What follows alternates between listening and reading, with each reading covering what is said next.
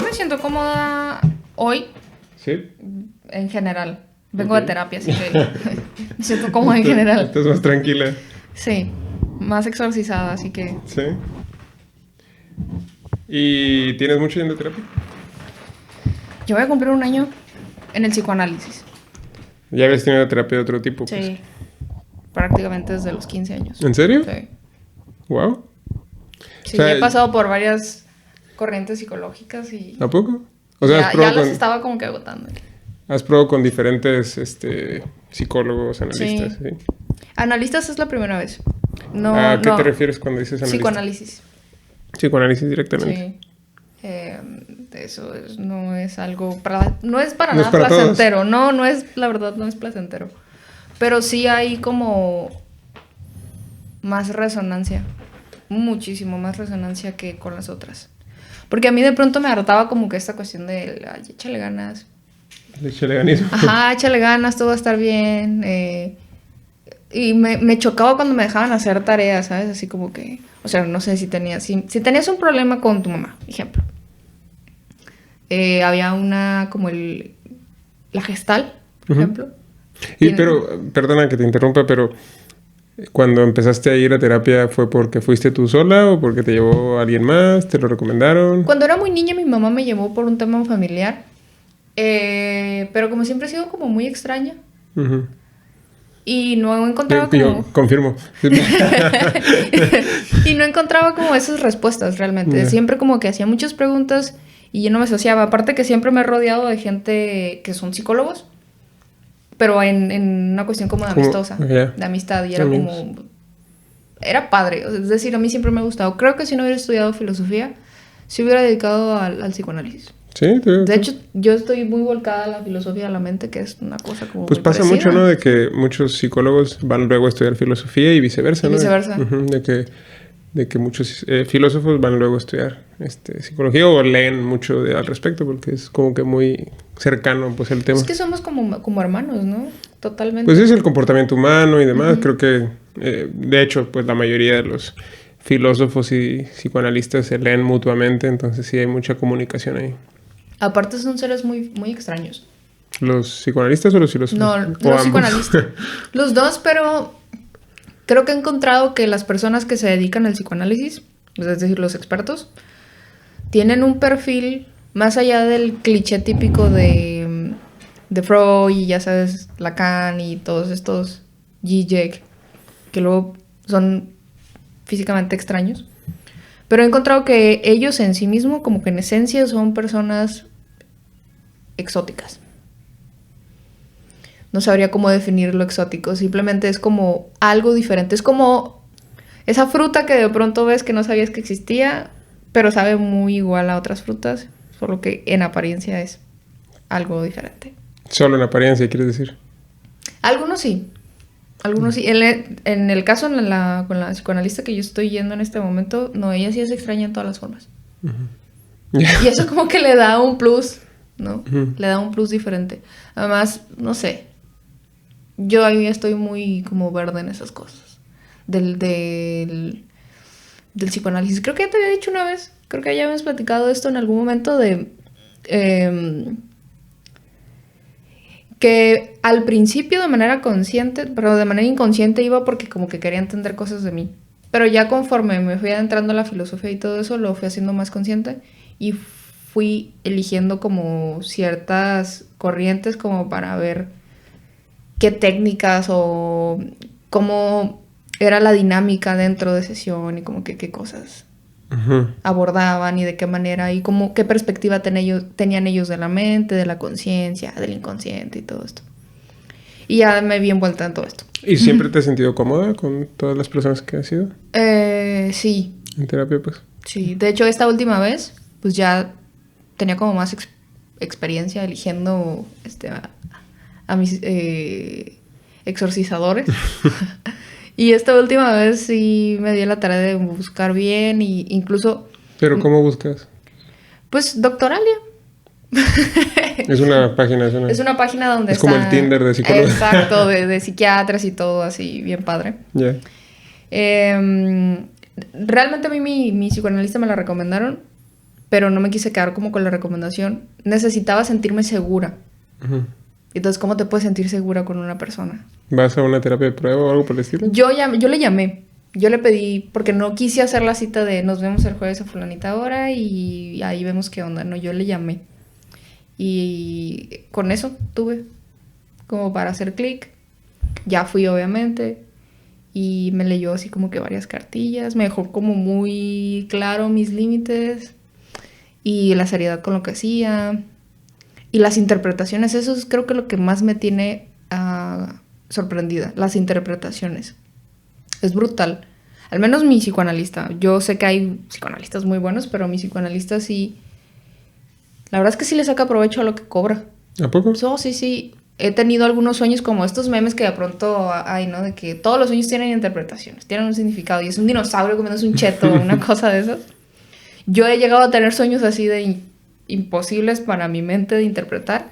Y realmente hay una interpretación que simbra. Es decir, no es como que, le atinó, sino que realmente mueve algo dentro de ti. Y dices tú, caray.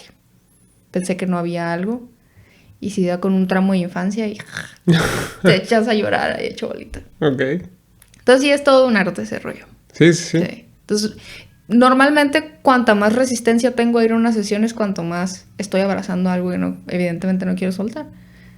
Y eso sana. Ya creo que también habíamos hablado en algún momento de eso, ¿no? Que hemos cambiado un poco la confesión por la terapia de psicoanálisis o de psicología, sobre todo de psicología.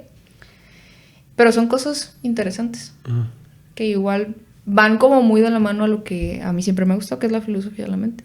Yeah.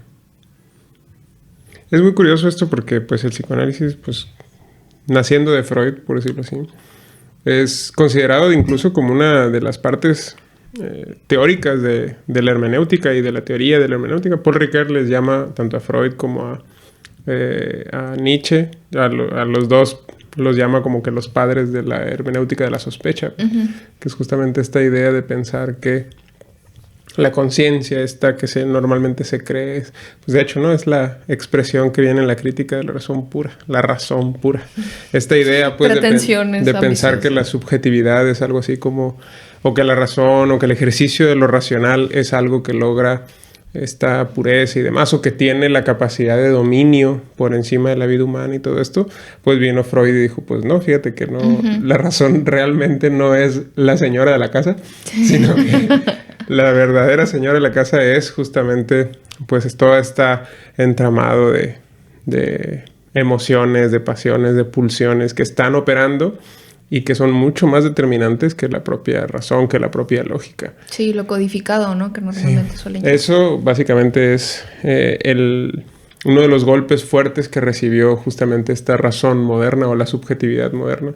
Sin embargo, todavía ha habido muchas resistencias, pues, a pensar que esto efectivamente es así. Es decir, hasta qué punto realmente puedes pensar que las decisiones que tomas no las tomas tú de manera deliberada o consciente, sino que las tomas por impulsos o por necesidades emocionales que no controlas de forma consciente, sino que te controlan a ti desde por decirlo así, desde las entrañas de tus emociones, pasiones y todo esto. Eso es bien interesante porque, por ejemplo, últimamente he estado leyendo como diferentes perspectivas de la filosofía de la mente. Y a veces se ponen muy rígidos cuando la neurociencia tiene más voz que un simple filósofo o psicólogo. Porque, pues ya sabes, el experto en neurociencias de pronto te dice con muchos tecnicismos algo que tú experimentas de una manera muy visceral. Entonces, justamente hoy leí acerca de esto y había una cosa que me gustó mucho, que decía que las personas no se definen por saberse como personas. Es decir, una persona no necesita decir soy una persona para serla.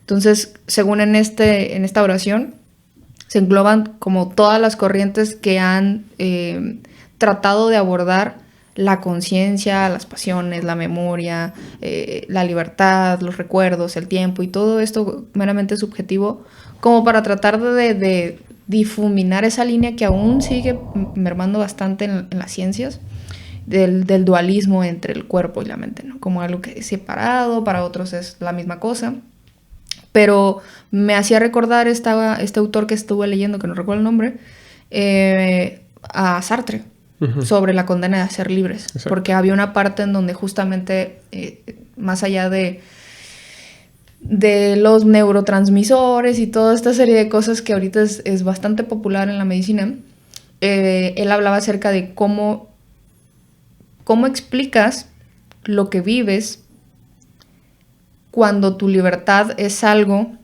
que parece condenarte, ¿no? Y abordaba la cuestión de la existencia como algo que no era del dominio de la conciencia.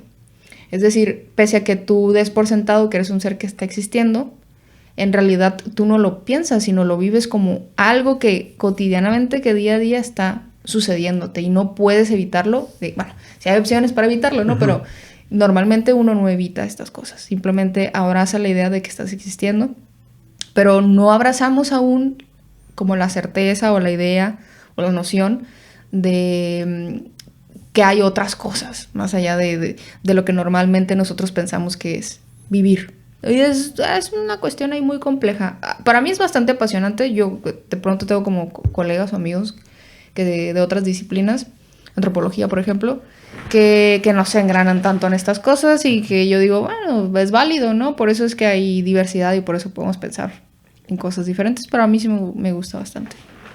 Claro. Diría mi analista, ¿no? ¿Te gusta sobrepensar o analizar las cosas porque es un mecanismo de defensa? Maybe. Sí, claro. Maybe, pero ahí me siento bien. Pues sí, es que de alguna manera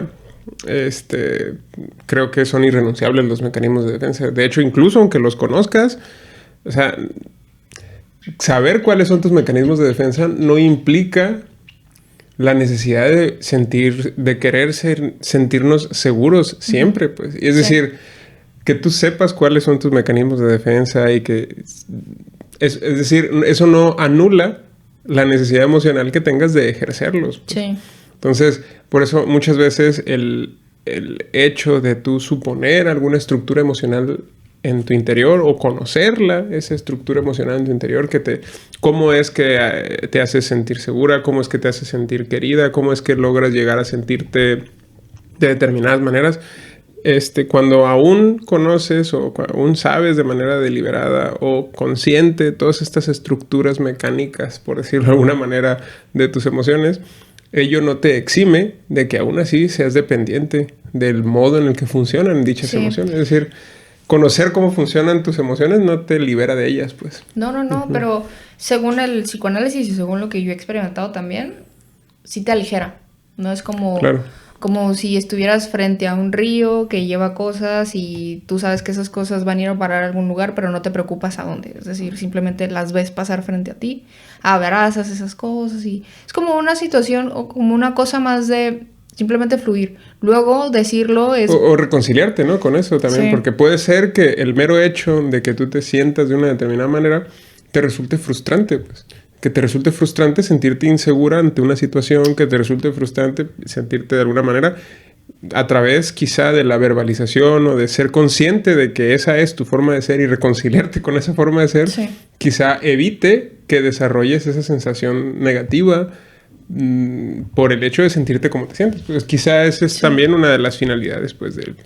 Yo he visto esto de pensarse a sí mismo y de tratar de entender o de pretender entender un poco por qué uno es como es, ¿no? Y por qué a veces nos obsesionamos con ciertas cosas, como más de lo que ya habíamos hablado en algún momento acerca de como estos estadios humanos de los cuales no podemos escapar, que es la muerte, el dolor, ¿no? El sentirse finito, el sentirse doliente, y que creo que eso podría igual dar parteaguas para entrar al tema del que podríamos hablar, porque curiosamente yo había estado pensando durante las 2 semanas anteriores a la entrega de los premios Oscar, me di como a la tarea de chutarme la mayor cantidad de películas nominadas posibles, como para ver qué carajos era lo que los Oscar estaban determinando como una película. Lo mejor del cine. Ajá, ¿no? Exacto. O sea, qué criterio eligieron para decir esto es lo mejor del cine y hay que premiarlos y hay que ponerlos frente a una pantalla.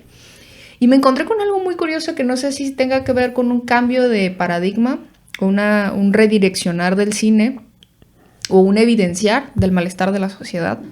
Porque para mí, más allá de ciertas sátiras bastante grotescas que hay dentro de los nominados y de algunos ganadores, es más esto de qué sientes cuando está pasando algo en tu vida. Y bueno, de pronto es difícil tratar de describir en qué cosa piensa un director o un escritor o un guionista cuando hace una película. Pero, por ejemplo, La ballena, El todo en todas partes, El triángulo de la tristeza, ellas hablan y... Tar, por ejemplo, exactamente. ¿Y cuál será otra? Sin novedad en el frente. Yo creo que estas 5 o 6 películas engloban un mismo mensaje, ¿no? Que es como esto de... y es que... ¿Las viste todas? ¿Sí las viste todas? De pronto me parece... Pues yo no suelo ser una persona como muy romántica en la expresividad, sino más bien en el interior.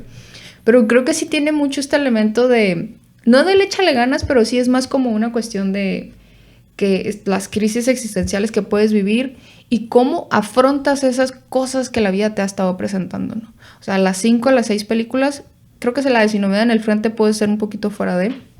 Pero la de La ballena, que fue la de... El actor que ganó mejor actor, valga la redundancia. Brendan Fraser. Sí, es brutal realmente cómo un tema tan simple, y tan simple me refiero a tan cotidiano, puede ser tan comercial y puede llegar y familiarizarse con tantas personas. Porque muchos dicen, es que es un tema de la obesidad y todas estas cosas, pero creo que más allá de eso o las películas están hablando de todas aquellas cosas que han dejado de funcionar en nuestra vida por alguna circunstancia que para nosotros es muy común o que llega a ser muy normalizada. En el caso de La ballena, pues el tema del autoabandono, ¿no? Más allá de si era una persona con obesidad o X cosa, porque también en la del todo en todas partes hay una especie de abandono, lo hemos hablado en algún momento, ¿no? En la de Tar hay un abandono evidente de la protagonista, y en todas las demás que yo al menos, por ejemplo, no sé si viste la del Triángulo de la Tristeza. No. Es una sátira que puede llegar a parecerte lo más bizarra, pero en una cosa como muy exactamente bizarra, te explica lo que ya sabemos. La desigualdad de las clases sociales, la forma en cómo piensan las personas que tienen cierta acumulación de riquezas, cómo los otros tienen que luchar para llegar a donde están, la forma en cómo asumen la vida. Y es más de lo mismo, sin embargo, creo que ahora el cine tiene más la confianza de abordar temas y de usar a ciertos actores que antes no usaban para exponer lo que ya sabemos. Entonces es como una cosa ahí muy curiosa que hoy, pues, o sea, hemos decidido hablar de la ganadora del Oscar, ¿no? La de El todo en todas partes, porque creemos que todas las películas tienen sus cosas interesantes, pero esta en específico creo que aborda uno de los temas más difíciles de abordar, curiosamente, de la filosofía, que es el nihilismo, ¿no? La forma en cómo estamos percibiendo nuestra realidad, nuestra sociedad actual, y cómo existe aparentemente en la película una serie de posibilidades de que tú te reinicies y entonces elijas lo que tiene que ser. Entonces, no sé, ahí creo que el que le estudió más a este tema de la película eres tú, con el tema del nihilismo precisamente, y con este no final que tuvimos, que a mí la verdad me hubiera gustado otro final diferente, porque ya estaba bastante metida en la película. ¿En serio? O sea, ¿no te gustó ese final? No, porque creo que anuló toda esta posibilidad de reconstruirte, porque lo dejó como muy abierto al final. Es decir, lo dejó como... ¿Cómo explicarlo? Como lo que sea que esté pasando en tu vida, eso es lo que hay. Encuéntrale una especie de sentido y vas a dejar de sufrir por aquello que estabas pensando que vivías. No es como muy yogi hasta cierto punto. Pues que tiene mucho sentido eso para... Es, de hecho, toda una escuela de pensamiento oriental, china, sobre cómo, digamos, sobre una manera de enfrentar tu situación, tu circunstancia. Pues no recuerdo exactamente cuál es el nombre de esta corriente de pensamiento. Pero curiosamente esta corriente de pensamiento se basa en eso, pues de que si tú cambias la mentalidad que tienes, pues tu vida cambia con ella, pues, de alguna manera. Aunque materialmente no haya cambiado nada, pues. Sin embargo, el hecho de que haya cambiado tu percepción, tu manera de ver las cosas, hace que efectivamente cambie todo, pues, porque justo tu percepción o tu perspectiva es una de las cuestiones más determinantes de tu circunstancia específica. Pero claro, eso puede funcionar en muchos casos, pero claramente hay muchos otros en los que no funciona. Es decir, ¿cómo voy a encontrar alimento o voy a encontrar trabajo cambiando? Bueno, quizás sí, ¿no? Pero, por ejemplo, eso, si estás en una situación extrema, si estás en una situación de guerra, de violencia y demás, difícilmente cambiando tu mentalidad va a cambiar tu realidad material. Pues. Exacto. Creo que esa es la crítica más clara que yo tengo respecto al final. Porque durante toda la película se estuvo desarrollando muchas tramas sociales importantes. Hablábamos en alguna plática que tuvimos acerca de lo que representaba el bagel, ¿no? Lo que representaba que los actores fueran asiáticos. Incluso ya fuera de la película, en la entrega de los premios, que haya habido tanto aplauso, tanto reconocimiento a estos actores asiáticos, pues habla acerca de como esta especie de puñetazo sobre la mesa que das ante un país que ha sido bastante ortodoxo con las películas que se desarrollan, ¿no? Y más allá de las películas, con todo lo social, es decir, estás frente a un país primer mundo, llamado primer mundo, todas las relaciones que normalmente suele entablar este país en cuestión, Estados Unidos, suelen ser bastante conflictivas. Es como lo diría Foucault, es como una cuestión de ver quién domina más a quién y quién se deja someter. Entonces, a mí me hubiera gustado, la verdad es que al final sí fuera más de lo que se estuvo desarrollando en el medio de la película, que era esto, que era esta... tal cual, como que esta evidencia de cómo tu entorno puede llegar a afectar tu estabilidad o tu bienestar individual y tu bienestar colectivo. No quiero como que suene como a algo demasiado pesimista, porque al final entiendo que es esperanzador este final. Es esperanzador que tú simplemente digas, pues bueno. Pues que es muy parecido, pienso yo, ¿no? Que es muy parecido al proceso de una terapia, realmente, lo que le pasa al personaje principal. Porque realmente, como decíamos, lo que cambió en ella, porque ella no se fue a ningún otro universo. Exactamente. No cambió la realidad interdimensional, no venció a ningún enemigo interdimensional. O sea, solamente se reconcilió con esta versión bastante desatada de su propia hija.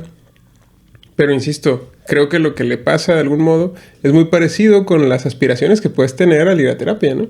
Sí. Es decir, lo que aspiras al ir a terapia es solamente cambiar tu perspectiva, tu mentalidad, tu forma de entenderte a ti mismo. Y ahí, por tanto, evalúas la raíz de tus emociones, por qué me siento frustrada, por qué me siento enojada, por qué estoy de un modo o de otro. Y es efectivamente ese tipo de preguntas y ese tipo de respuestas las que hace el personaje principal y las que efectivamente recibe, porque durante el trayecto que vemos, durante la película, vemos que lo que más le interesa al personaje al principio, porque pues en un inicio la vemos tremendamente frustrada, tremendamente molesta, decepcionada de su vida.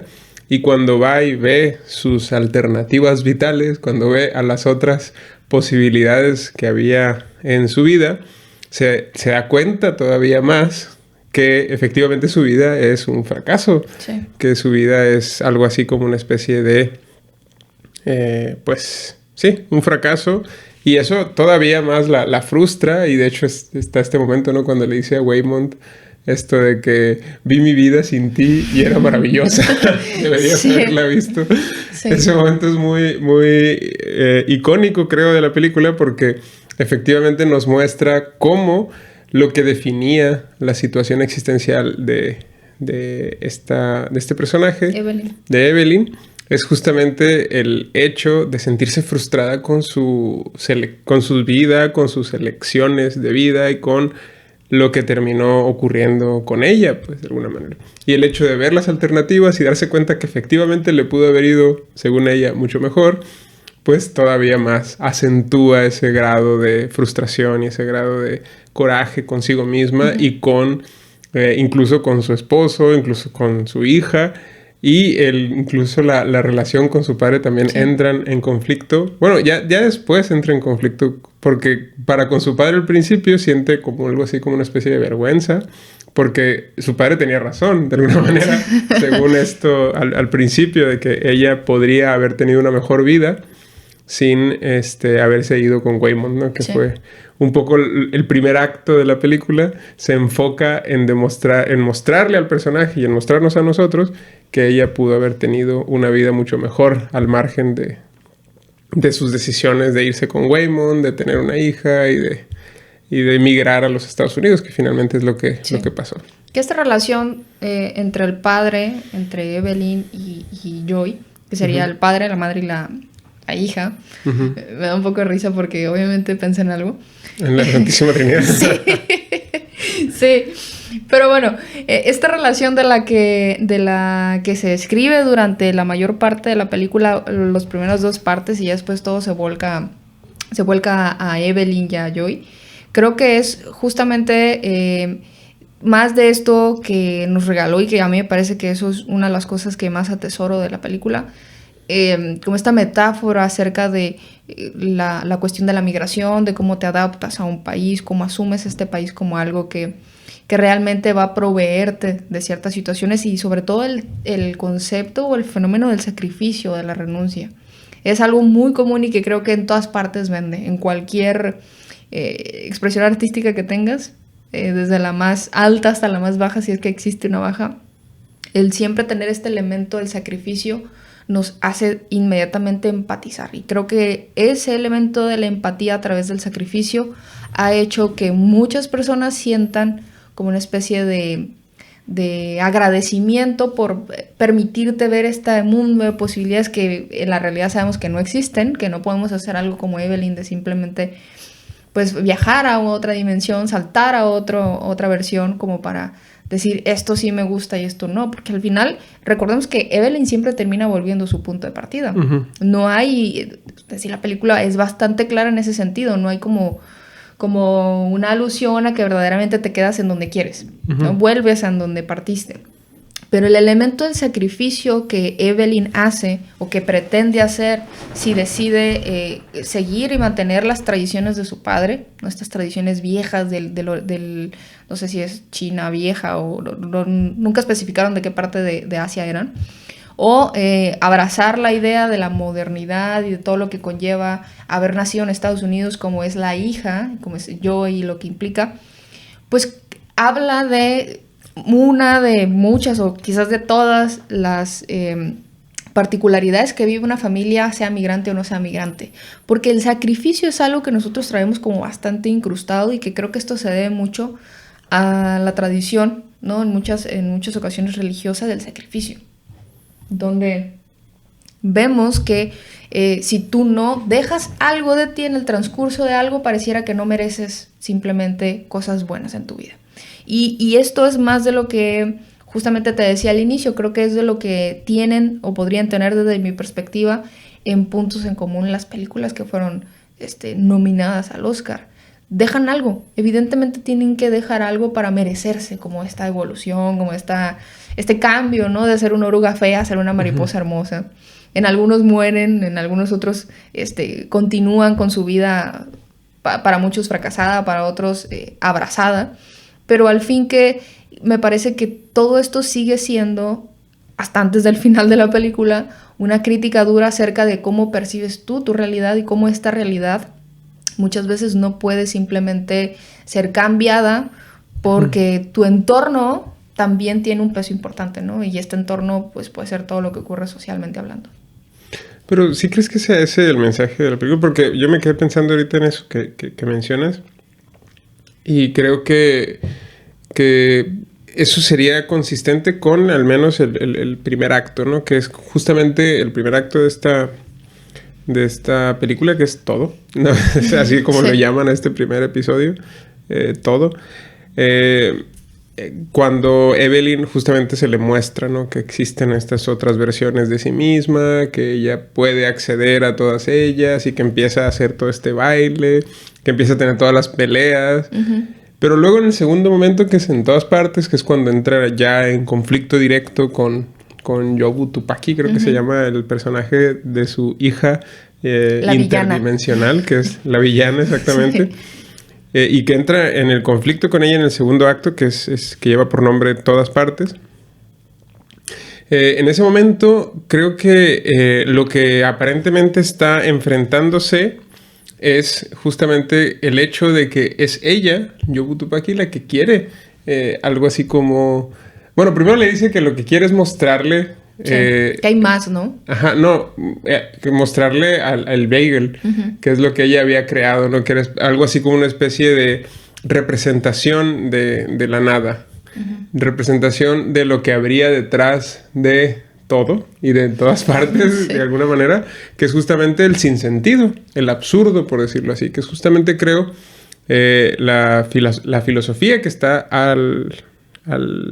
digamos, en el corazón de esta película, ¿no? Es el absurdismo o el nihilismo, ¿no? Como como declaraciones de decir, la vida no tiene sentido, y si lo tiene es un sentido absurdo.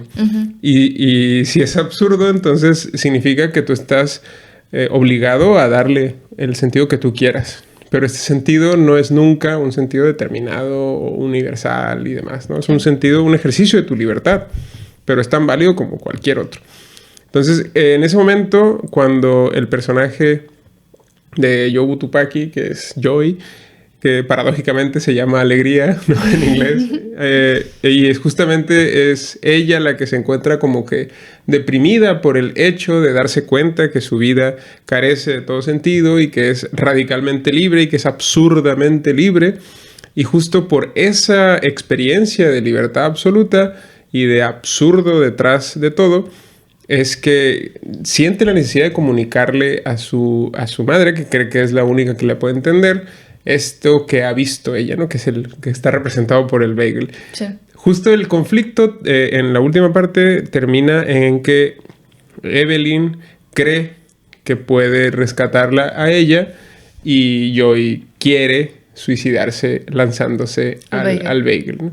Que esto es tremendamente curioso este momento porque, insisto, cambia por completo la naturaleza del conflicto que están teniendo, ¿no? Porque primero Evelyn cree que lo que está protegiendo es lo que le dijeron Alpha Waymond y su papá, sí. Que era como que ella, Joy, iba a destruir todo y no era lo que quería Joy, destruir todo, Yobu Tupaki. Solamente quería mostrarle a su mamá primero que su vida no tenía sentido y que por eso estaba decidiendo, básicamente, pues eso, terminar su vida.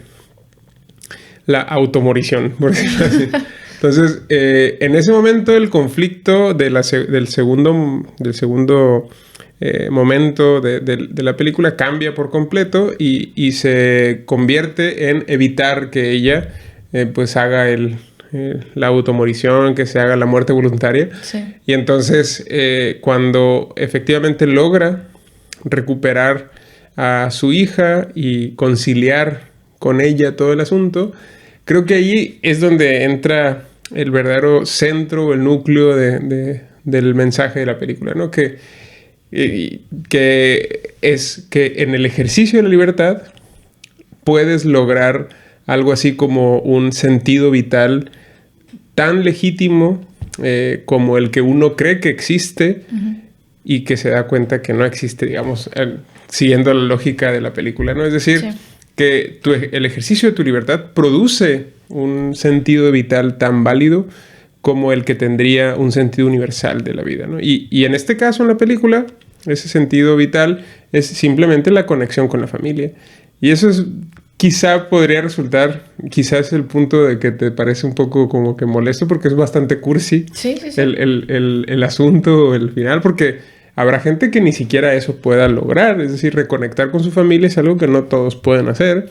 Y eso pues plantea el reto de que esta película pues podría no ser o no contener la clave de la felicidad para todo el mundo. Y yo creo que eso es tremendamente válido. Sí. Porque el verdadero mensaje de la película, como dije, es hazte tú tu propio sentido vital, pues.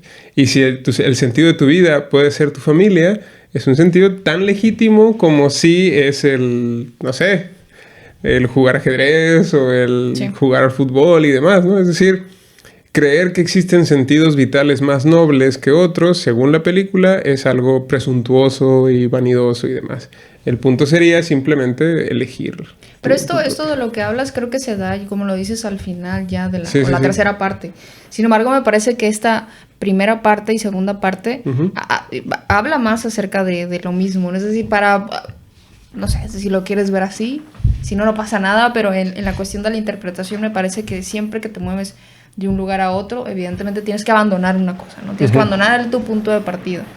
Entonces, en repetidas ocasiones, en miles de ocasiones, Evelyn en cada salto, en cada versión que miraba de sí misma, terminaba como gozando esa experiencia de tener una versión diferente o una decisión diferente de su vida, pero al final terminaba regresando, es decir, seguía viendo este elemento como de retorno, y este retorno, eterno retorno que había constantemente, se volvía más complejo cuando empezó a agregarse esta parte de la hija que me parece que es la propuesta del mundo moderno, que es esta como cuestión, es decir, no quiero decir que el nihilismo es moderno, el nihilismo ha existido siempre, sin embargo la forma en cómo a lo mejor socialmente lo hemos estado abordando, lo hemos estado viviendo, es diferente, ¿no? Me parece que cada etapa de la historia le predomina una especie de fenómeno social, fenómeno colectivo. Y ahorita, en toda esta revuelta que tenemos, el nihilismo puede ser una respuesta a todo el caos que estamos viviendo. Y quien lo propone, me parece, es Joy, ¿no? Lo propone y lo invita. Y es tan absurdo y tan sencillo al mismo tiempo que bien podemos recordar esta escena en donde ellas son unas piedras. Que es una de las escenas más bellas. Es decir, ahí sí, evidentemente, uno podría replantearse muchas cosas respecto a la vida cotidiana que uno lleva, ¿no? O sea, tú puedes vivir de manera acelerada, queriendo conquistar, teniendo éxito, queriendo comerte todo lo que está a tu entorno como el bagel, pero al final termina siendo más redituable, más casi religioso, ¿no? Como sublime, el hecho de simplemente estar de manera consciente en un lugar en donde quieres estar. Entonces esta parte creo que termina por decirnos en la película que evidentemente Evelyn se siente más atraída, más conforme, como más reconciliada con todo este caos que ella presenta, dándole la razón a Joy, ¿no? Y abrazando esta otra parte y tratando en un esfuerzo muy brusco de conciliar a su padre. Porque al final recordamos que su padre no muere, es decir, su padre sigue estando ahí como alfa, pero ya ahora sí que como lo habíamos estado manejando con una versión más significativa para ella. Es decir, no tan impositiva como solía ser el padre y todo lo que implicaba todas estas cosas.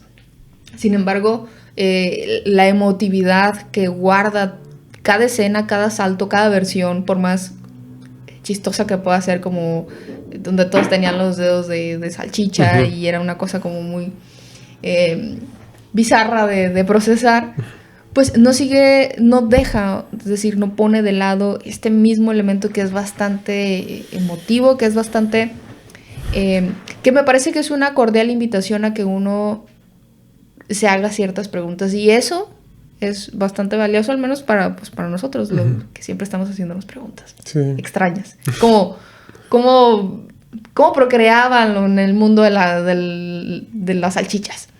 O sea, hay una escena muy bizarra donde todo es capsu. No me había hecho esa pregunta hasta ahorita, pero bueno. Donde todo es capsu y mostaza. Y mostaza.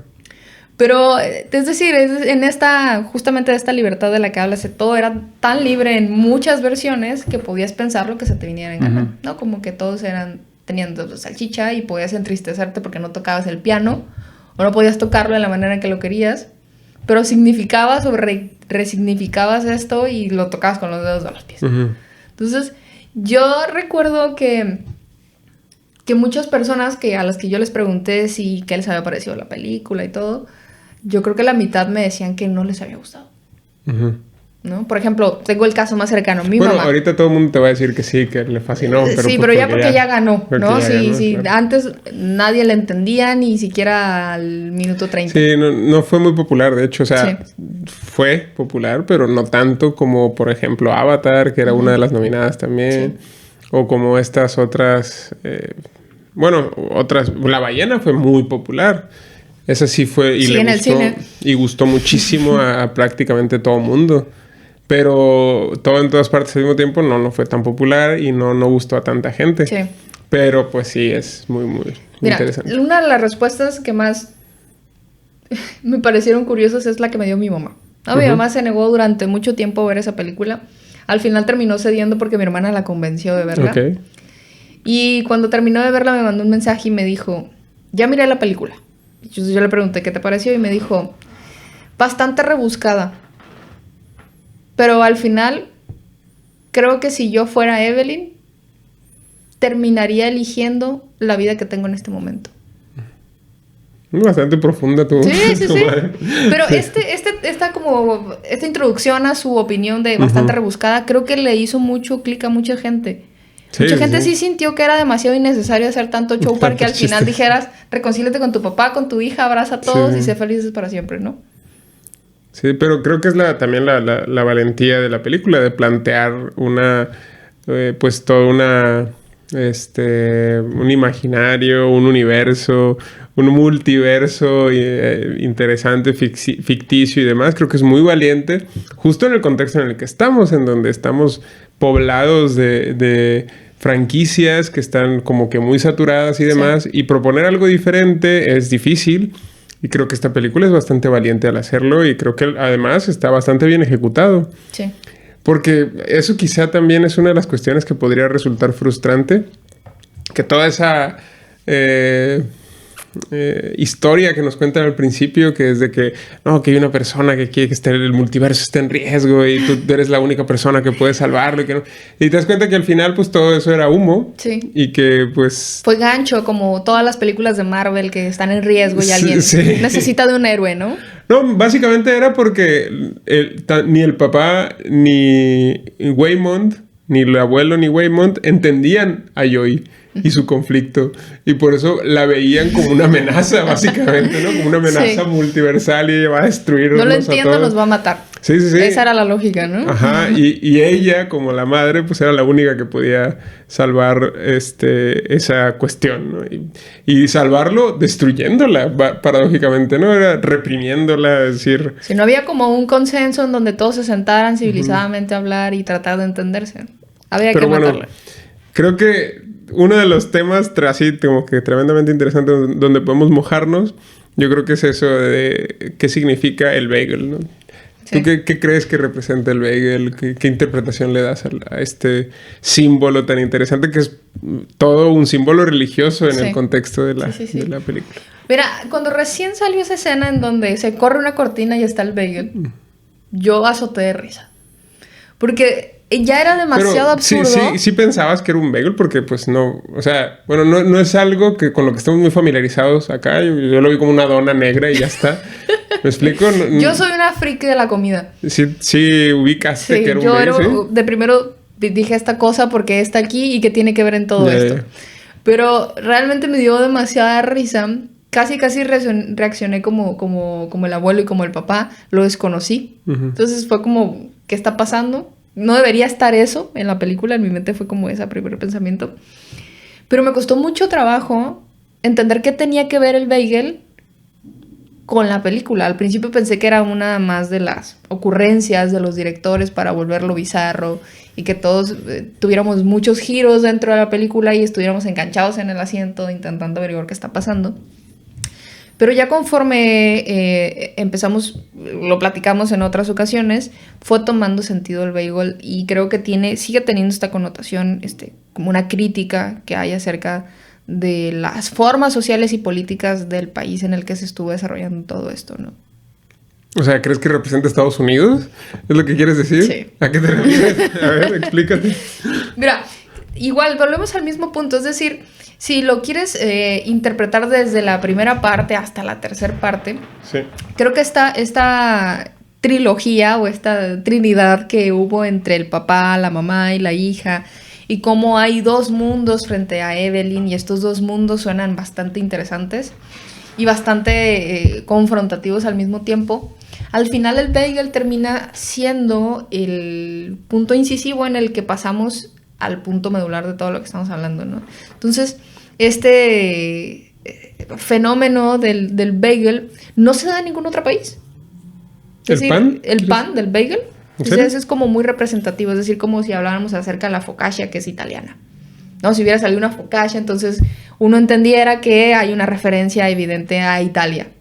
Como si saliera la concha en México, sí, ¿no? La concha. Sí, okay. O sea, me hubieran puesto una concha y todos hubiéramos brincado, ¿no? Con un chile en la mano. Un puerquito, a lo mejor. Estos cochitos. O un taco, hubiera sido bastante, ¿sabes? Como una cosa de esta índole, porque puede ser. Habría que mencionar también que los Daniels, que son los directores de esta película, más allá de su apariencia de nerds, realmente son unos nerds. Okay. O sea, realmente son unos tipos que han estudiado, pese a que ha sido su primer película, como ya en forma, y ya se llevaron un Oscar, pero han tenido colaboraciones importantes en donde han sido guionistas, y entonces eso habla de su capacidad de tratar de, más bien de su capacidad de reflexionar acerca de un tema. Entonces yo ahora, después de haber visto la película 2 o 3 veces, entiendo que el bagel no es una cosa así como de relleno, ¿no? Que tiene más de esta línea que se manejaba, y que hay una correlación bien interesante entre, insisto, que los personajes, que los actores sean asiáticos, y que durante la entrega de los premios Oscar haya pesado bastante que 2 actores nominados hayan sido asiáticos, y no que hayan sido solamente nominados, que hayan ganado. Hubo una polémica antes de la película en donde Michelle, la actriz que interpreta a Evelyn, pues simplemente simplemente dice que ella debería de ganarse el Oscar porque sería la primera mujer asiática en ganarlo, y porque Kate, la de Tar, pues simplemente ella ya se ganó un Oscar, ¿no? Y que le toca a ella. Entonces se generó una polémica en torno a eso, porque entonces pareciera que hay cosas que mereces ganar porque ya te tocan. ¿No? Como fue el caso también de... No recuerdo el nombre de la actriz esta... De la de los dedos, la que era como la auditora. También, es decir, estaba compitiendo con otras actuaciones que a mí me parecieron más destacables que la de ella. En esta película en especial. Pero el elemento es que ella ya le toca ganarse el Oscar, terminó reinando, ¿no? Entonces, la vida personal de los actores no estuvo alejada del contexto real de la película, que termina siendo una crítica a algo, evidentemente. Pero en un mundo tan frágil actualmente, en donde si tú lanzas una crítica debes de esperar mucho hate, aun sea una crítica muy acertada o muy desacertada, pues los Oscar creo que estuvieron en un punto muy importante en donde debían de elegir si iban a estar contra lo que la gente había empatizado o a favor de lo que se había visto, ¿no? Entonces yo sí creo que el bagel sigue siendo más de una crítica hacia Estados Unidos. Wow. O sea, creo que en mi opinión el bagel representa más bien, creo, la situación emocional de este personaje que es Joy. Y la situación emocional de Joy creo que es básicamente la de sentirse frustrada. Es ella la primera que ha visto este multiverso y esta libertad radical. Es la primera que logra esta libertad radical y la primera que ha visto sus consecuencias y de darse cuenta que sus decisiones prácticamente no tienen sentido, o que más bien no hay algo así como un sentido determinado y universal para la vida. Y creo que eso le produce una profunda tristeza que ella representa a través del bagel. Y creo que eso es... El bagel representa algo así como una especie de agujero negro, porque ese es el comportamiento del bagel en la película. Cómo este agujero negro se empieza a tragar pues todo lo que tiene alrededor. Y es ahí donde Joy quiere lanzarse, justamente para terminar con su vida.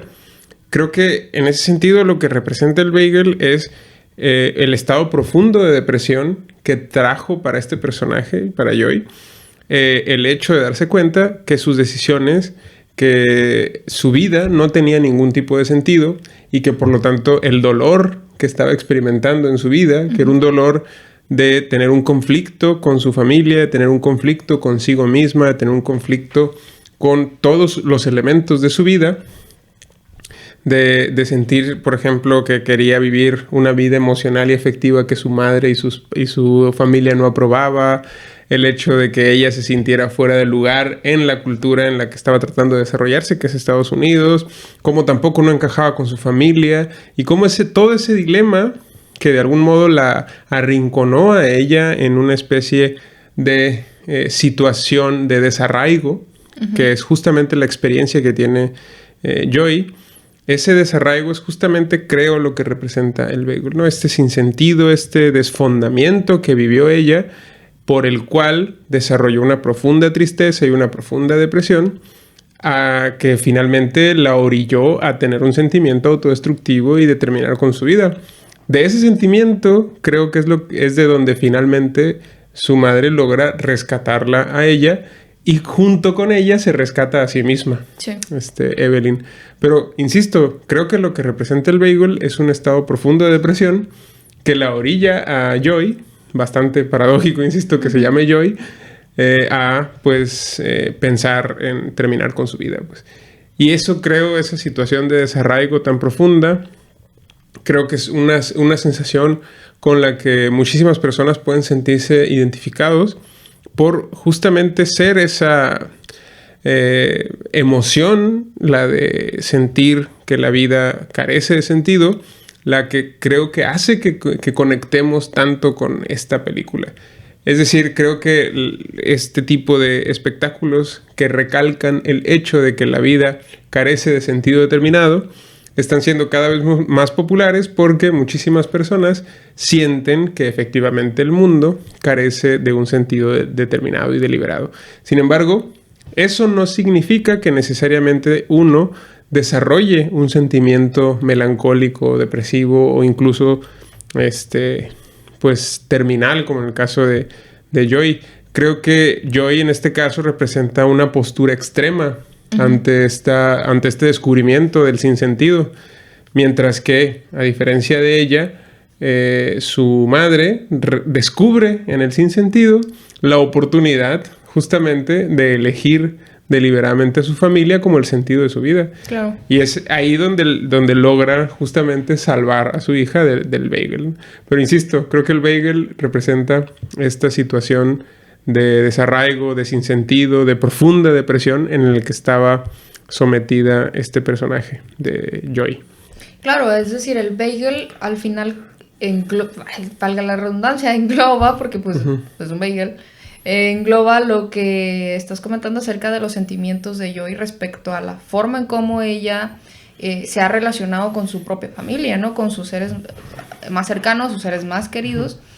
Sin embargo, también habría que retroceder un poco a las primeras dos partes de la película, en donde los directores o quien sea que se le haya ocurrido poner de escenografía la lavandería, nos invita a pensar un poco acerca de estos temas que de pronto pueden mermar mucho en la unión familiar, que pueden ser los problemas económicos o los problemas de adaptación, los problemas o la dificultad de la adaptación a un entorno.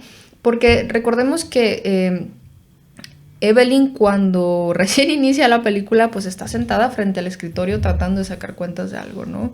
Y en varias ocasiones el esposo está intentando como generar esta zona de relajación, de conciliación con la situación que viven en la lavandería, que aparentemente no es buena, porque no hay como la gente que ellos quisieran, y entonces uno podría pensar que lo que estaba ocurriendo en esas primeras dos partes, pues es que no estaban económicamente de la manera en que quisieran, ¿no? Y que eso estaba repercutiendo en diferentes perspectivas. Ahora, también podemos recordar una de las escenas en donde Evelyn, pues no está con el esposo, ¿no? ¿Cómo se llama este tipo? Waymond. Con Waymond. No está con él y ella decide pues ser actriz de cine y es muy exitosa y no se preocupa por el dinero, pero entonces y él también, ¿no? Exactamente, él también tiene una vida como exitosa, ¿no? Y aquí se pone un poco complicado tratar de entender como la definición de éxito que estaban planteando con estas dos posibilidades, tanto la de Evelyn como la de Waymond. Entonces, al final, este desarraigo, esta falta de fidelización o de empatía que tenía Joy para con su familia, también hablaba de la falta o la poca capacidad que había de la misma familia de echar raíces en sí mismos, ¿no? Porque todos parecía que estaban viviendo como una especie de duelo de manera individual, ¿no? Como estaban viviendo un proceso ahí dificultoso que no había sido evidente hasta que todo se volvió caótico, ¿no? Hasta que Evelyn de alguna manera se empezó a preguntar si la vida que estaban viviendo en su realidad presente era la que merecían todos. La mejor, ¿no? Sí, si el padre merecía ver la vida que estaba teniendo su hija, si Evelyn en sí misma merecía estar casada con un hombre que vivía y trabajaba en la lavandería, si el mismo Waymond, si el mismo Waymond estaba feliz con la vida que tenía. Y hay esta escena como muy conmovedora en donde ellos están en un callejón, ¿no? Y están platicando y al parecer en esa otra versión ellos pues se sienten atracción y Waymond le dice que independientemente de todo el éxito que tienen y la dificultad que tienen en ese momento de estar juntos, pues él sería muy feliz de sacar las cuentas de una lavandería. Entonces, ese tipo de como mensajes que hay en cada salto que da Evelyn, creo que termina abonando de cierta manera a este bagel, ¿no? Como si cada desilusión, cada fracaso, cada falta de vinculación que hay entre ellos mismos y entre sí mismos, pues terminara por ser un fenómeno o un hecho que Joy percibía y a sí misma alimentaba a este bagel que bien dices que puede ser pues un estado depresivo o un estado de desilusión. ¿Te ha pasado eso? ¿Sentirte cómo se sentía este personaje, Joy? Por eso he ido a terapia de los ¿Sí? 15 años. ¿En serio? Sí, para mí siempre ha sido bastante difícil sentir que algo de lo que yo hago tiene un sentido.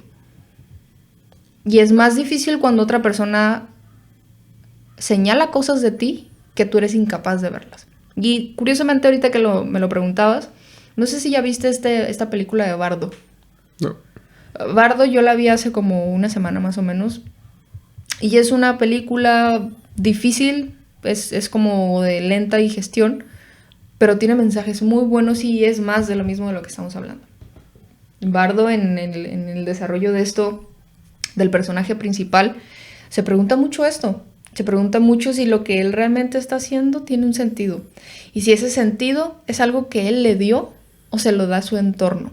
Y si su entorno merece que él sea una persona que abone a que cosas buenas estén sucediendo, ¿no? Porque el personaje principal es como un periodista que se va de su país. De nuevo hay una crítica al país y como hay una crítica al país de origen y hay una crítica al país que los recibe.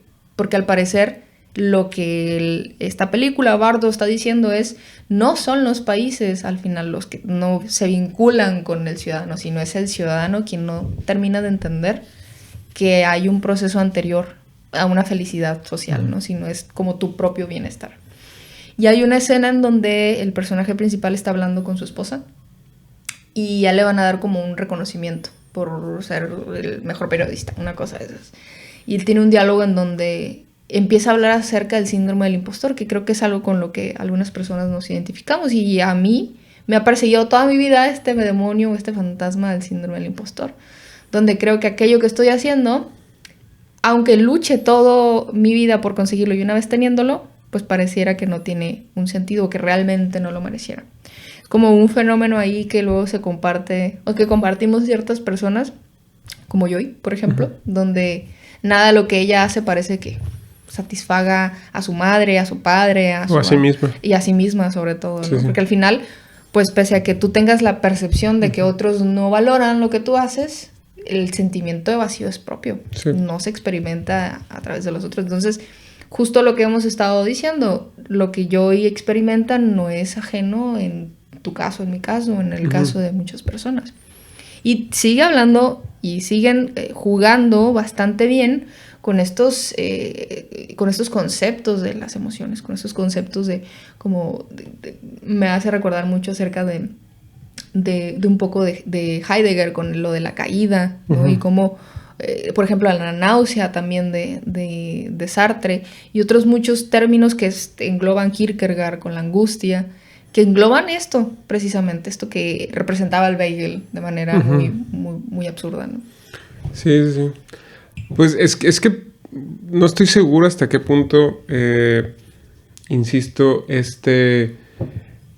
porque claramente hay dos situaciones ahí vinculadas, ¿no? Por un lado, el descubrimiento o la idea de pensar que has logrado ver el sinsentido de la vida, o que la vida carece en absoluto de, pues eso, de una dirección, de una finalidad, de una razón. Y por otro lado, el sentimiento que desarrollas ante ello. Porque creo que no es necesario, y no creo que ni el nihilismo ni el absurdismo sean formas de pensamiento melancólicas o tristes o depresivas. No creo eso. Creo que el sentimiento que puedas tener ante el sinsentido de la vida puede ser muy distinto en muchos casos. Y creo que, por ejemplo, el hecho de que este personaje, Joy, esté sintiéndose así, no es consecuencia necesaria, insisto, de esta situación.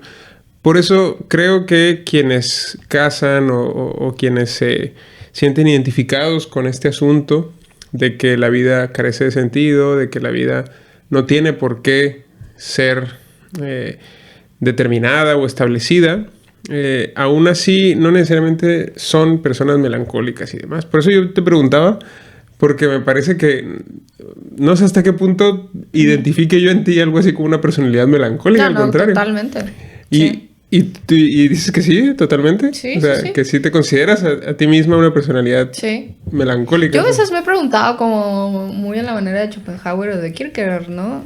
Tengo mis ecosistemas, es decir, oscilo de lugares a lugares, ¿no? De un lugar muy selvático a un lugar muy boscoso. Pero a veces sí de pronto uno se cuestiona si aquello que está haciendo es lo que debe de hacer. Si como tú te sientes es cómo te deberías de sentir. ¿Por qué no me siento de otra manera si otros se sienten de otra manera? Al final no es lo que uno se pregunte, sino cómo se lo está preguntando. Lo que termina determinando como el estado de ánimo. Pero en general yo solo soy una persona melancólica. Yeah. Las raíces de la niñez, de la infancia. Yeah. Eso me sorprende porque, bueno, en mi caso yo no comulgo con esa manera de ser. Yo suelo ser más bien alguien...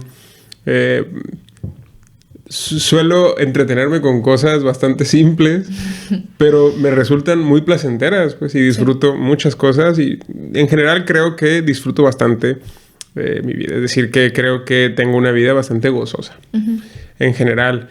Sin embargo, sí hay momentos insisto también, de melancolía y demás, y de que pesa el sinsentido, y de pesa la existencia, y pesa la libertad. Y sí son momentos en los que fácilmente uno puede empatizar con este personaje de Joy y darse cuenta de por qué ella está en la situación existencial en la que está, pues. Sí. Y también pero fíjate, por ejemplo, en ningún momento Evelyn desarrolla este sentimiento de renuncia o de querer abandonarlo todo. Creo que bueno, hay un momento en el que está a punto de rendirse, creo. Cuando está muerta, ¿no? Bueno, cuando está tirada en el suelo después de un montón de guerras. En la lavandería. Sí. Cuando cae en la lavandería y que de esa situación la rescata Waymond, justamente. A ella la rescata Waymond y ella rescata luego a Joy. Justamente, se rescatan entre ellos. Esa película nos dice que necesitamos a alguien que nos rescate. Sí. Es el único que nadie lo rescata es al tipo. ¿Alfa? A Waymond. A Waymond él es el único que se mantiene siempre estable como roca y que... Poniéndole ojos que se mueven a las cosas. Sí, o sea, es muy característico este Golden Retriever que está ahí en la película, pero es justamente él el que logra, por decirlo así, evitar que todo se desmorone, pues, evitando que se desmorone su esposa, que es... la salvadora del Evelyn, multiverso, exacto. ¿no? Y luego Evelyn logra evitar que Joy también se desbarate a sí misma. Hay muchos videos respecto al personaje Waymond que yo he visto en TikTok que a mí me generan algo como sentimientos encontrados, porque por un lado hay... ¿Quieres un Waymond en tu vida? No. Mira, creo que Waymond en un caso muy extremo termina siendo échale ganas. ¿Sí? Todo va a estar bien. En un caso muy extremo. Sí. Pero en un caso... De hecho, creo que lo dice literalmente, ¿no? Sí, justamente porque hay un momento en donde incluso Evelyn externa de manera, pues, bastante notable, que ese comportamiento de su esposo no le gusta. Uh-huh. Porque ¿por qué está tan optimista cuando el mundo se está desmoronando, no? Sí, que lo ve como... Y de hecho lo juzga como tonto y lo juzga como si fuera alguien poco valiente y demás. Ese juicio justamente sí. Es muy duro de parte de Evelyn para con... Pero termina siendo, al menos en la película, y para quienes escudriñamos en las 2 o 3 veces que vimos la película, termina siendo, al parecer, si fuera un avatar, el que tiene más poderes, o quien tendría los poderes más balanceados posibles. Sí, pues es el que finalmente evita que todo se desmorone, pues como decíamos antes. Sí. Sin embargo, pues otro momento que ya comentabas, que es este momento de las rocas, ¿no? Que cuando son ellas, se convierten en 2 piedras, están en esta versión de sí mismas, que son 2 piedras. ¿Tú qué crees que simboliza eso? Ya más o menos acordamos o dijimos que representa el bagel. ¿Tú qué crees que representa este momento de las piedras? Vivir el presente tal cual. Uh-huh. Y tiene muchos matices de las filosofías orientales. Por ejemplo, la meditación, que es algo que últimamente ha estado bastante... Entonces, ¿tú estás de acuerdo con esta idea de ser una piedra y ya está? Sí, totalmente. A mí me ha funcionado en muchos momentos en donde he tenido ansiedad.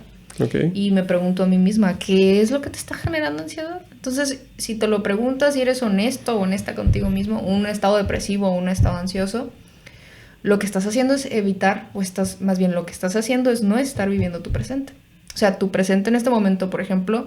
Yo en este momento no estoy sintiendo ni ansiedad, ni depresión, ni ningún estado que no quisiera tener en mi vida porque estoy siendo una piedra, metafóricamente, lo que implica que estoy presente en todos mis sentidos contigo, hablando sobre estas cosas y de todo.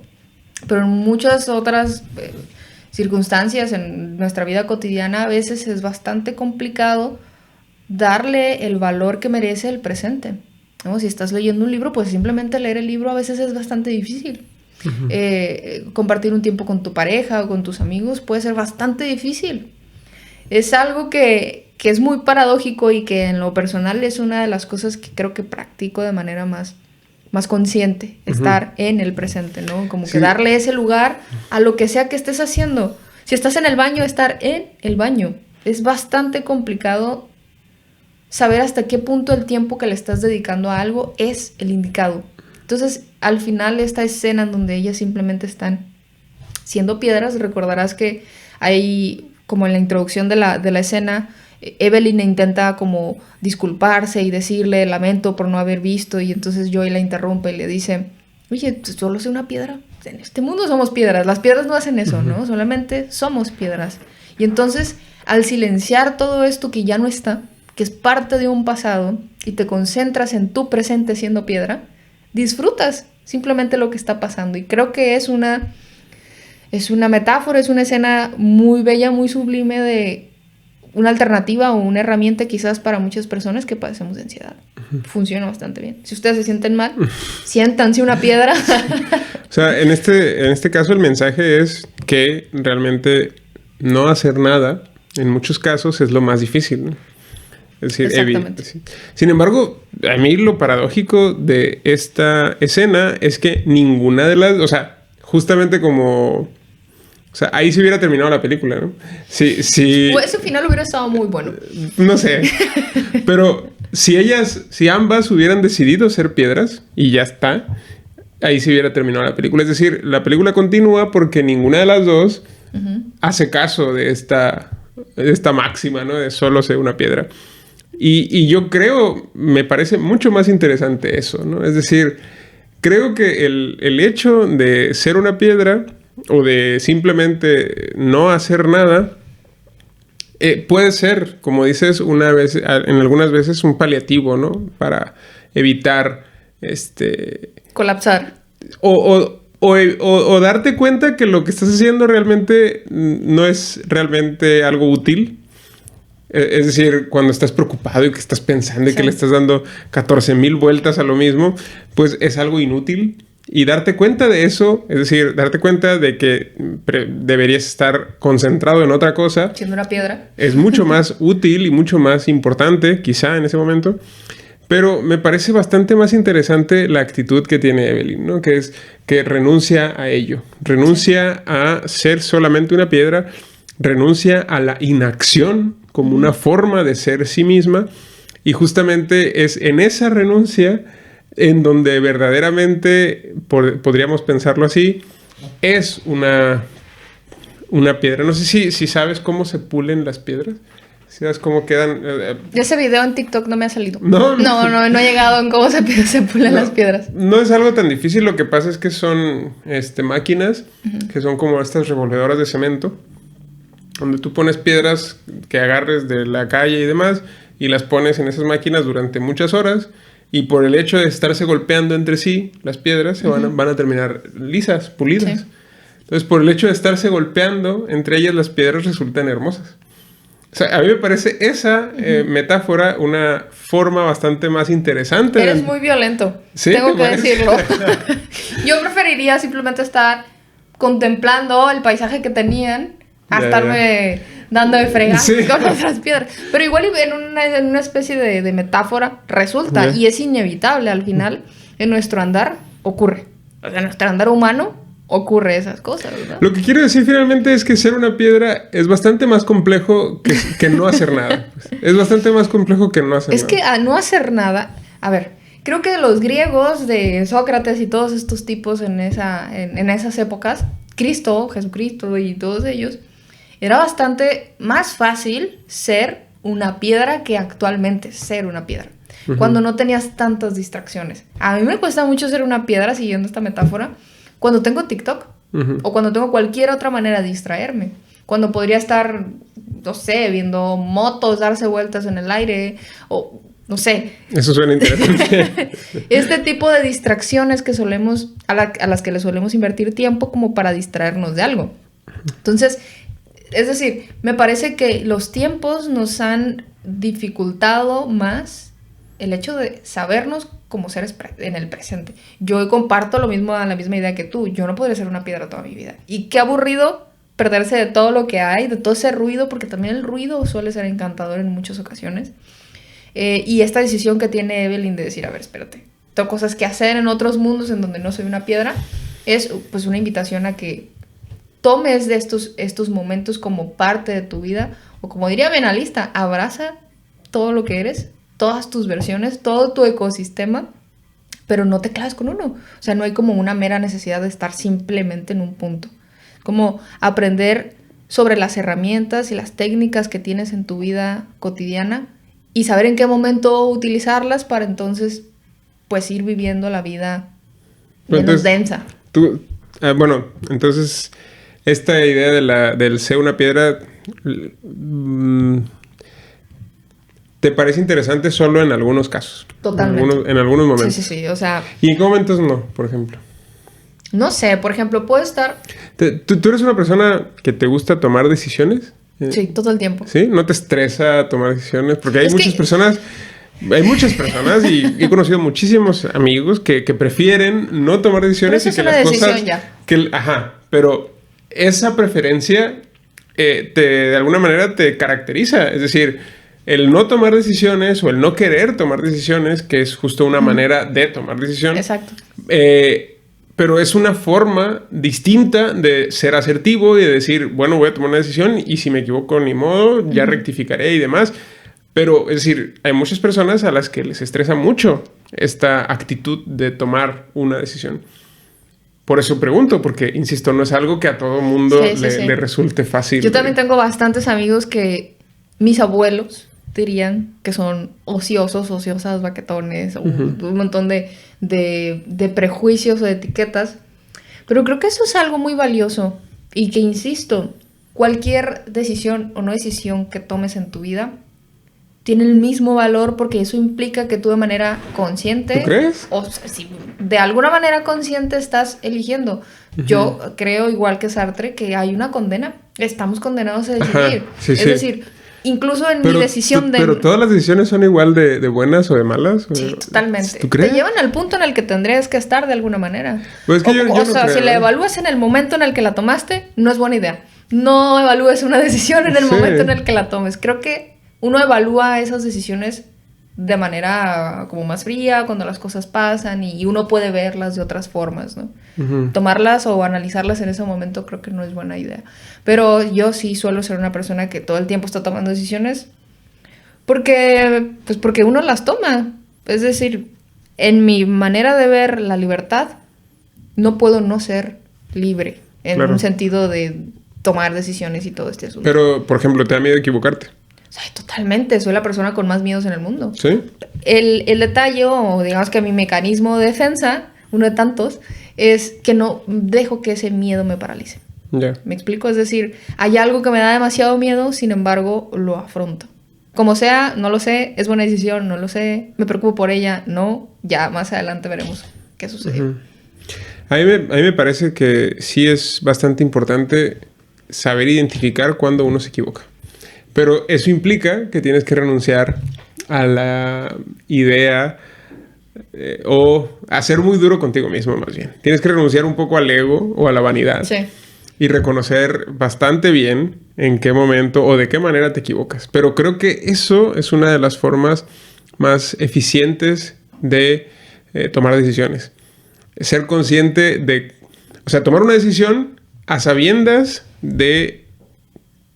o con una especie de criterio de, bueno, esta decisión la estoy tomando, pero ¿en qué momento me voy a dar cuenta que mi decisión fue equivocada? Pues, es que no lo puedes evaluar en la marcha. No, por eso digo, de antemano lo que sí puedes hacer es decir, bueno, a ver, si esta decisión que estoy tomando es una buena decisión, los resultados tendrían que ser estos.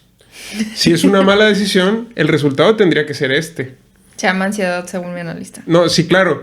Pero si tomas la decisión aún así con forma valiente y decir, bueno, si me equivoco va a pasar esto y si no me equivoco va a pasar esto. Uh-huh. Y saber reconocer cuándo te equivocaste y en ese momento cambiar tu decisión y decir, no, tomé una mala decisión, me retracto y aquí voy a... Porque si no haces eso y te empeñas en el error y decir, no, yo no me equivoqué, se equivocó el universo, pero sí, yo no me equivoqué y yo sigo adelante con esto y demás, creo que esa actitud todavía es mucho más peligrosa que el ser duro contigo mismo, contigo misma y determinar justamente cuándo te equivocaste y a partir de ahí retractarte o pues eso. Es que por eso hay que ir a terapia. ¿Tú crees? O tener un muy buen autoconocimiento. No sé en qué consista. Hasta el momento yo no sé qué decisiones, qué entornos, qué factores determinan o propician que una persona sea honesta consigo misma. No sé cómo nace, cómo surge la honestidad. Obviamente entiendo que es como una especie de virtud que tienes que ir fomentando, pero no naces con esta virtud. No, claro, en algún momento alguien o alguna figura importante en tu vida te enseñó el valor de la honestidad y como las cosas buenas que tiene ser honesto y ser honesto contigo mismo. Entonces creo que el autoconocimiento implica una honestidad. Y no sé si todas las personas lleguemos a tener eso. Yo a veces vacilo conmigo en creer que soy una persona honesta y que sé cuándo cometo errores, pero incluso el reconocer que sé cuándo cometo un error suena algo ególatra de mi parte. Entonces es como un arte saber qué cosa estás haciendo en qué momento. Claro, o sea, el punto no es que realmente sepas exactamente cuándo y cómo te equivocaste y por qué y todo esto. El punto es intentarlo. Y el punto es saber buscar resultados y tomar decisiones con base en los resultados que estás viendo en tu vida. Pero ser así de honesto y ser así de frío y de entender cuáles son los resultados que tú querías y cuáles son los que obtuviste y ver si esa diferencia compensa o no la decisión que tomaste, hace que sea bastante más sencillo poder tomar decisiones futuras. Y aligera bastante la vida. Sí. En un principio es bastante duro, pero es un hábito. Ajá, pero quizá esa sea, o sea, la capacidad de saber cuándo te has equivocado, quizá esa sea la única vía para lograr tomar una mejor decisión en el futuro. Porque si te empeñas y si tú asumes que no te equivocaste y demás, eso te hace, creo, dependiente de la decisión que tomaste en el pasado. Te hace menos libre en ese presente en el que quizá puedas tomar decisiones que no estén ligadas con lo que ya decidiste en tu pasado. Es que eso es bien complejo. Es muy, muy difícil, pero creo que en mucha medida depende de qué tan ególatra seas como para poder juzgar que efectivamente te has equivocado o que no te has equivocado. O sea, tener criterios más o menos establecidos con los cuales evaluarte es difícil, pero creo que es tremendamente necesario en el proceso de toma de decisiones. En cualquier ámbito, creo, pero me parece que es tremendamente importante saber cuándo te has equivocado. Mucho más importante que saber cuándo has acertado. ¿Y tú crees que esta certeza de que uno deba reconocer que algo anda o no anda bien sea algo inherente al humano o lo tengas que construir? No estoy seguro, pero creo que es tu responsabilidad por completo. Pero ¿cómo puedes hacerte responsable de algo que no... No es que te sabes, hagas ¿sí? responsable, es que lo eres, irrenunciablemente. ¿Me O sea, explico? entonces sí estarías como de alguna manera asumiendo que la responsabilidad es algo Sí, claro, que o sea, está ahí. el hecho de no juzgarte a ti mismo en ese momento, de no evaluar tus decisiones, te condena a seguir con ellas. Entonces te estás condenando a ti mismo y te estás responsabilizando incluso todavía más de tus errores pasados que si fueses más objetivo, con todas las comillas del mundo y más o menos honesto y pudieras deshacer quizá las decisiones que tomaste antes. Es decir, en ese momento en el que en el futuro quizá ya no estás contento con lo que decidiste en el pasado, la dicotomía es si sigues o no con eso que decidiste en el pasado. Pero si no tienes la capacidad de determinar si estás o no contento o si estás o no equivocado con lo que decidiste en el pasado, te obliga a ser dependiente de las circunstancias y de las decisiones que tú ya tomaste en el pasado. Creo que en algún momento suele despertar esto. Si es un área del cerebro que despierta, en algún momento despierta. Lo curioso es que hay muchas personas que posiblemente nos vean y no empaticen con lo que estemos diciendo porque ese sentido, si lo podemos llamar sentido, de reconocer que uno debe evaluar cosas de su vida, no está despierto. Uh-huh. Porque realmente yo conozco personas cercanas a mí que yo juzgo en mi silencio y en mi individualidad, digo, no se habrá dado cuenta de tal cosa o no quiere darse cuenta. Pero si nos damos con la parte en donde no se da cuenta, entonces se vuelve mucho más complicado todo. Para mí que lo estoy evaluando, no para él, creo, o ella, quiero creerlo. Esa es como la complejidad de la que hablo. Ya. Yeah. Sí, es como... Pero bueno, ahí creo es un tema quizá bastante espinoso, ¿no? ¿Hasta qué punto tu criterio coincide con el de los demás? Y creo que ahí sí... O sea, mi forma de verte a ti no tiene por qué coincidir con la forma en la que tú te ves a ti misma y en cómo evalúas tú tus decisiones. Pero hay como una base, ¿no? Es decir, yo creo firmemente que hay una base social en donde todos de alguna manera sabemos que algo, ya sea por la ley... Que algo está mal, ¿no? Exacto, por la ley, por los códigos morales o la religión que tengas, está bien o mal. Entonces, aún y sabiendo que hay como estos códigos invisibles, universales, y hay gente que lo arremete y no asume consecuencias, y tú dices, ¿por qué no los asumes? Y es bastante evidente para 1 millón de personas menos para ti. Pero, ¿a ti te gusta cuando alguien más te critica? O sea, o te dice de frente, aunque no esté en lo cierto. Sí. Pero tiene que tener estilo. Yo no acepto que alguien... Ajá. me diga que estoy mal si no tiene una especie de estilo. Y esto puede ser muy elitista de mi parte, no me interesa. Sí necesita tener un estilo. Y ese estilo quizás lo pueda escribir como un grado de autoconocimiento. Ya. O sea, si alguien que yo sé que es como muy neófito consigo mismo, consigo misma, me quiere dar una opinión humilde de algo que yo estoy o no haciendo, descartado, ni me hables ni me voltees a ver, ¿no? Te digo, puede ser muy elitista de mi parte, pero creo que cuando uno señala al otro, es porque de cierta manera ha asumido algo de sí mismo. Uh-huh. Es como si pues que es mucho te diera más una fácil, especie ¿no? de autoridad que no debería, el de decirle al otro, oye, ¿por qué hiciste esto? Sí. Pero, insisto, es mucho más fácil, como dice en los evangelios, ver la paja en el ojo ajeno que ver la viga en el propio, ¿no? Porque, insisto, es mucho más sencillo juzgar a los demás y ver los criterios con los cuales podamos evaluar si se equivocaron o no se equivocaron. Es mucho más fácil hacerlo para afuera, porque cuando nosotros nos estamos evaluando a nosotros mismos, somos mucho más condescendientes con nosotros mismos. Sí. ¿Tú crees? Yo creo que sí. Yo soy bastante dura conmigo. ¿Tú crees? Sí, brutal. Por eso, mira, por eso voy a terapia. Porque sí, bueno, de pues, hecho... puede ser, sí. De hecho, hace poco hablaba con alguien respecto a esto. Porque tengo como...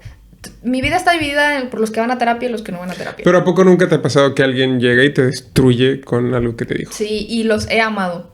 ¿Sí? Hay uno que fue mi profesor de filosofía, que me destruyó el ego que yo tenía y me dijo muchas cosas que quizás si yo no hubiera tenido como un proceso de honestidad conmigo misma, hubiera rechazado, bloqueado, negado, sepultado. Porque, insisto, si eso pasa, si alguien llega de fuera y te destruye, es que fue más duro que lo que tú eres contigo misma, ¿no?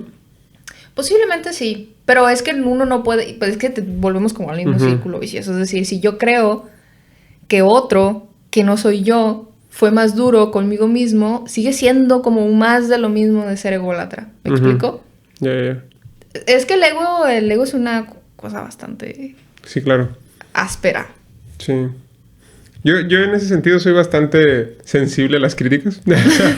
Me agrada. No avienten hate, por favor. Me agrada, o sea, me agrada verlas y escucharlas y demás. O sea, creo que es importante y me parece como muy importante eso, que alguien te diga y que tenga la honestidad o incluso la mala leche de decirte cosas.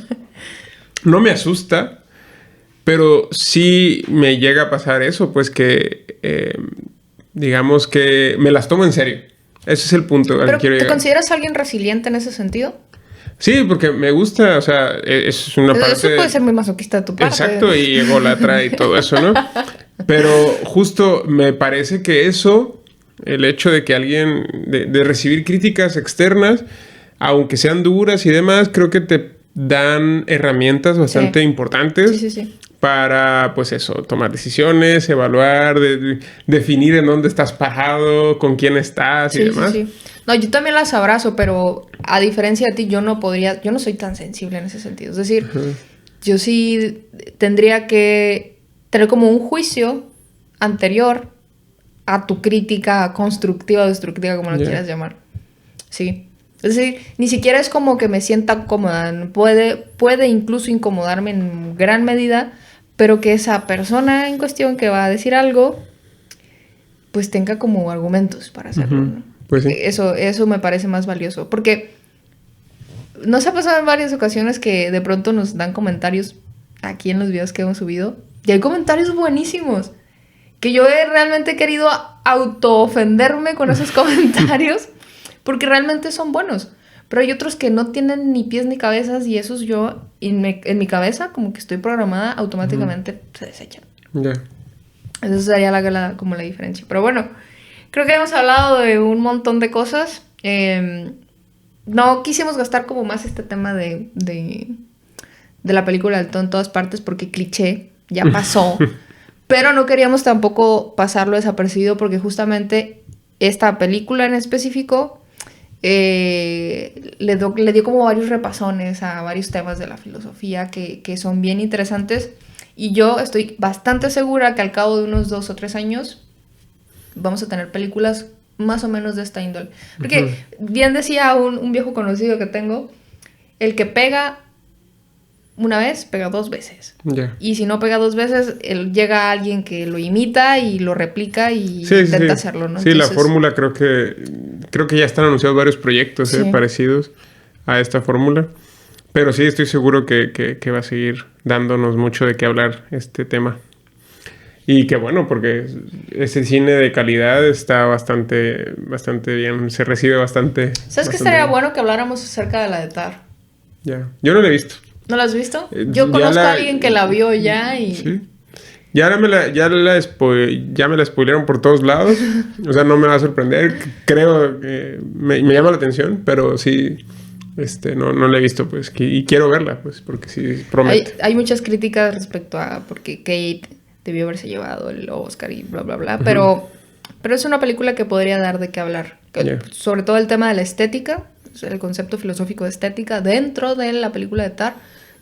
Y la hermenéutica, sobre todo, porque hay unas escenas que hace la protagonista, que es una hermenéutica bastante buena acerca del fenómeno de la música y de la composición. Así que bien podría valer. Podría ser el siguiente tema, el siguiente pretexto. Y pues nada, que nos despedimos. Les agradecemos que nos hayan visto y nos vemos en la próxima. Nos vemos.